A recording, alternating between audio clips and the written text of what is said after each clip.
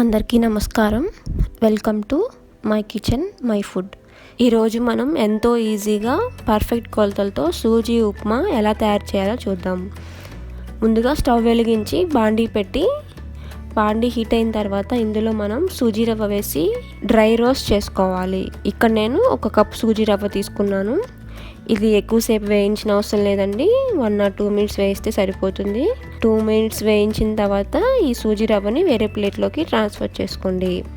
ఇప్పుడు ఇదే బాండీలో తగినంత ఆయిల్ వేసి ఆయిల్ హీట్ అయిన తర్వాత పోపు వేసుకోవాలి.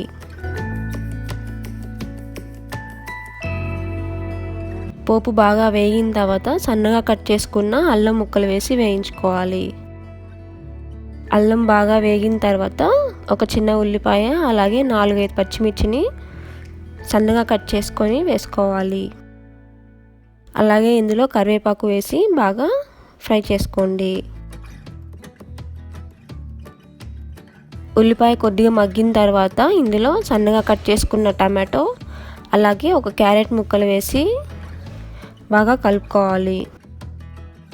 ఇప్పుడు ఇందులో కొద్దిగా పసుపు అలాగే తగినంత ఉప్పు వేసి ఒకసారి కలుపుకోండి. పసుపు వేయటం వల్ల ఉప్మా అనేది ఎల్లో కలర్లో మంచి రంగులో వస్తుంది. మీకు వైట్ కలర్లో కావాలంటే పసుపుని అవాయిడ్ చేయండి. టమాటో క్యారెట్ ముక్కలు మగ్గిపోయాయి. ఇప్పుడు ఇందులో మనం ఎసురు పోసుకుందాము. మనం ఇక్కడ 1 కప్పు సూజీ రవ్వ తీసుకున్నాం కాబట్టి 1 కప్పుకి 3 ఫుల్ గ్లాసులు వాటర్ పోసుకోవాలి.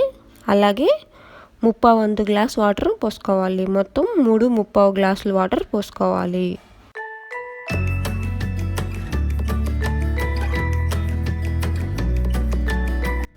ఇప్పుడు ఇందులో కొద్దిగా వాటర్ తీసుకొని టేస్ట్ చేయండి. ఉప్పు కనుక సరిపోతే మళ్ళీ ఇక్కడ సాల్ట్ యాడ్ చేసుకోవచ్చు.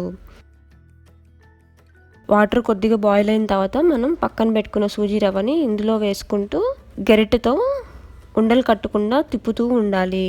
అది దగ్గర పడేంత వరకు కొద్దిగా తిప్పుతానే ఉండాలి, లేదంటే ఉండలు కట్టేస్తుంది. ఇలా దగ్గర పడిన తర్వాత ఒక 2 minutes అలా వదిలేయండి. కాసేపటికి బాగా చిక్కబడుతుంది. చూసారా, సూజీ ఉప్మా రెడీ అయిపోయింది. అంతేనండి, ఎంతో ఈజీగా సూజీ ఉప్మా రెడీ అయిపోయింది. వేడివేడిగా ఉన్నప్పుడు పంచదార కానీ కొబ్బరికారం కానీ వేసుకొని తింటే టేస్ట్ చాలా బాగుంటుంది. మీకు నచ్చింది అనుకుంటున్నాను. నచ్చితే కనుక వీడియోని లైక్ చేసి షేర్ చేసి ఛానల్ని సబ్స్క్రైబ్ చేయండి. Thanks for watching.